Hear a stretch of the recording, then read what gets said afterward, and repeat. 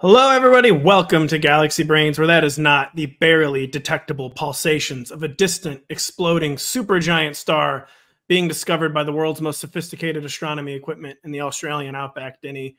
It is Sean Payton's silent flatulence as he waits in agony for a local reporter to wrap up his 45-second question that is really more of a statement about how Payton plans to improve his 0-3 team following its 70-20 loss to the Miami Dolphins. Denny Carter, how are you doing? Sorry. I'm so sorry. Took me 20 minutes to write that. 20? It seems like a dissertation. It took me an entire shower to come up with that joke, and then I had to dictate to Siri, then I had to copy and paste, then I had to edit it. It's a very long process to get that was quite something, and I can also imagine it happening. You know, like yes, you painted the picture. I did paint a picture. I couldn't think of a good synonym for detectable. I needed to use detectable twice. And I can look. Yeah, I can see it. I can smell it. All my senses were engaged during that reading. That was meant to heighten everyone's senses. You know whose senses were heightened, Denny, on Monday was Jets coach Robert Saleh, where he thought things couldn't get any worse for his old ball club. He was talking about it in a press conference, much like Sean Payton was in my introductory joke, when a team official came out, tapped him on the shoulder, silently pulled him aside, and had to give him the news that the Jets have lost Joe Namath.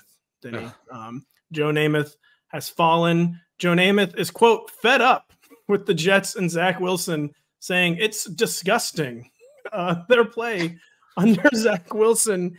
And Denny, can you just take the folks through why this is so stunning? Because being disgusted with the Jets, that's normal. But Joe Namath being disgusted with the Jets, this is something else entirely. Right. Look, this is the guy in Joe Namath that has endorsed every single Jets transaction, from practice squad call-ups to first-round draft picks, since literally Nixon. Okay, and now he's turned his back on the franchise and their third-year quarterback in Zach Wilson. I don't know if it gets more significant than this. I'm sure Robert Saleh, hearing this, I'm sure his face became ashen. I'm sure his stomach churned, because once you've lost Joe Namath, you've lost the heartland. You've lost Jets Nation, folks, is what we're saying. There's no coming back from that. So we have to look for the Jets to make a change here at quarterback, because Joe Namath, he's out on Zach Wilson. He's out. He was in, like you said, when they traded multiple draft assets for Tim Tebow, when they made kicker Mike Nugent their first selection in the 2005 draft. That is actually real. That did happen. He predicted 3 straight Super Bowls after Ryan Fitzpatrick won one game in 2015, the Jets' famous meme season where they went 10-6, and then, of course, still missed the playoffs. There's never been a Jets move he has not endorsed. But Zach Wilson, he's broken the hardiest of people. And Joe Namath was the last to fall, but he is gone. And the Jets, I don't know how they pick up the pieces, Denny. I don't see the next step. Yeah, no, I mean, it's catastrophic, I think, for the organization, for Robert Saleh, for everyone in the greater New York, New Jersey region.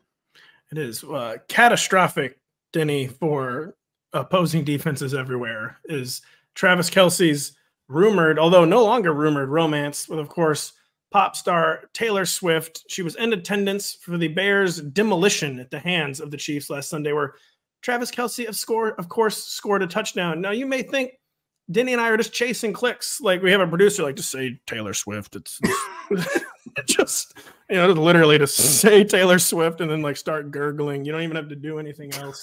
To say Taylor Swift will be the highest viewed video you've ever had. But there's actually an analytics angle, to this dalliance, this romance, this PR orchestrated nightmare, whatever you want to call it, Denny. There's an analytics angle. Tell the people what it is. And by the way, Pat's not kidding here with the chasing clicks. I was instructed earlier this week to dance to Taylor Swift on Instagram Live for 4 straight hours, which I did. By the way, I did. We got a lot of views. You got my legs. A production credit on one of her B-sides. Yeah, and so we were chasing clicks. We're not here. This is real. I just want to be clear about that for Galaxy Brains, folks. After the game against the Bears, Patrick Mahomes came out and he said, "Look, we knew we had to design a play to get Travis Kelce open because we knew we had to get him a touchdown for his girlfriend. I don't know. Do Zoomers say girlfriend and boyfriend? No, they don't say that. No, they say we're hanging out. This is what the Zoomers say. We're texting. We're using our phones together. And anyway, so so I think there is an analytics. If Taylor Swift is going to be in attendance, and by the way, she's going to be in attendance at the Chiefs Jets game this coming, I believe Monday night. Nope, Sunday night football on NBC and Peacock live at 8:20 p.m. Eastern. That's the one, Sunday night.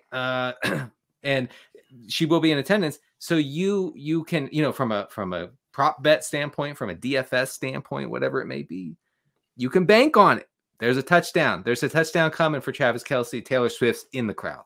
It's probably 2. You got to up the stakes. She already saw 1 touchdown. Who cares about 1 touchdown? We care about 2 or 3 is what we care about. That's right. And it's a nightmare if you're facing Travis Kelce week over, essentially. 32 PPR points. That's the baseline. It's 32 PPR points for Travis Kelce. Could go north of 45. That's right. And it's just over. You didn't think there was an analytic angle to the clickbait story that's ever existed. Wait, in fact, you, the viewer, you have been upset. This is football. Give me I don't want to talk about pop stars. I don't want to talk about music. All right. Football fans are now discovering music. Okay. But they don't want that. They say, I give me my football and leave me alone. But this is football. Taylor Swift being at the game affects the game. Okay. What is happening on the field? This is what I promise you. Andy Reid reading his play sheet. What the hell is music? Can you tell me what this is? Song? What the hell? This is weird. Never heard. I'll have to have my kids tell me about this music. Denny, we went for clicks with Taylor Swift. We just said the words Taylor Swift. We got clicks. We tried to get rid of clicks when we said analytics. People don't want to hear about analytics. No. There's a very serious analytics storyline out there in the NFL, kind of flying under the radar, though. Do you think people need to know about? It threatens the future of football, threatens the future of analytics, maybe threatens the future of humanity. What is the analytics storyline you think needs much more attention from the mainstream press? The use of analytics, not only in football, but not only in sports, but in civilization as a whole, hinges on this situation. I believe, through a lot of study, through a lot of research, through watching the film, that Brandon Staley, the Chargers head coach, has been sent from the future by Arthur Smith. I'm guessing about the year 2049, 2050, somewhere in there. Arthur Smith constructed a robot, sent it back in time, a la the Terminator, and as he's colloquially known for the kids watching. And Brandon Staley is here to destroy the analytics movement so that Arthur Smith can continue coaching the Atlanta Falcons into his 30th season with the team. Again, in 2050. It's a little complicated, but what we need now is for Brandon Staley to prove that he is not actually a cyborg sent from the future to destroy analytics, because I can't believe otherwise after seeing him go for it on 4th down at his own 24-yard line in week 3 against Minnesota. Yeah, just take people a little further in the mechanics of this. The goal, the very evil goal of Arthur Smith, cyborg Arthur Smith in the future, sending back cyborg Brandon Staley, is to really just get people thinking, like, if this is analytics, they want to see what is purported to be analytics, and then immediately think, well, this is the dumbest thing I've ever seen in my life. They said this guy's analytics, and yet all he ever does is punt. All he ever does is set up like 3rd and 4s. He never does anything that actually adds a win probability to his team until then. And like the most desperate fit we've ever seen, he goes for it on 4th and 1 from his own 24 when they're up by 4 points. And they just want people to think it's the dumbest thing that has ever existed. That's right. Mission accomplished. Succeeding on that front.